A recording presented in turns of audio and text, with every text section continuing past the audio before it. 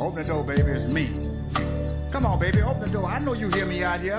Man, I'm not letting you back in here to hurt me like you I'm just an observer, and I have this question. I'm wondering, every time I hear something about domestic violence, it is always slanted towards the physical aspect of this form of violence. Is there some research that was done that is causing it to go this way, or can you fill me in? What other aspects would you like to hear?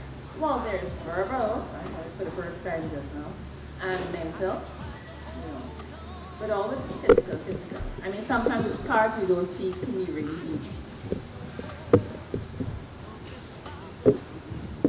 And I'll say this slowly. Abuse comes in many forms.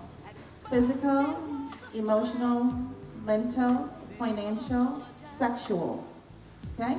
That word sexual, it's like a taboo. Sex, sex, sex. Nobody wants to talk about it. Sexual abuse, rape, molestation is not only abuse, it's a crime.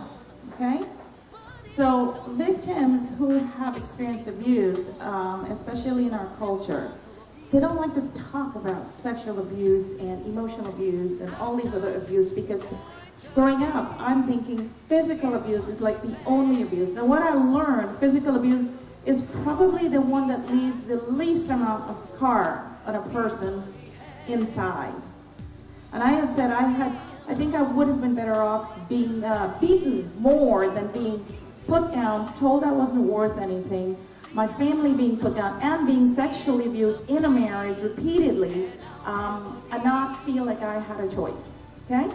So abuse comes in many parts. Those type of abuse are being minimized because they don't stand out visually like a black and blue scar or a hit or a bruise, right? You see it, you relate to it physically, like the painting you're about to see. You will relate, it's physical, it'll be on your memory, but behind that painting, it's a person that's been emotionally, physically, verbally, financially, and sexually abused.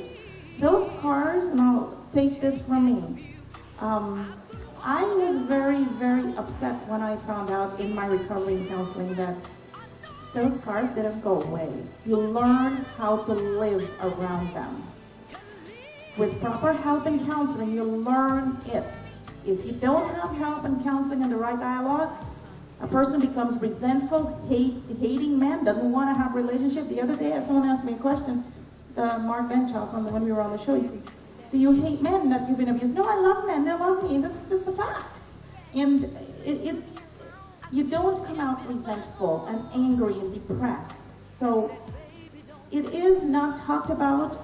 If you all join us in Berbice, that is, sexual abuse is going to be one of the aspects of abuse that Ms. Madre will be diving into very, very deep.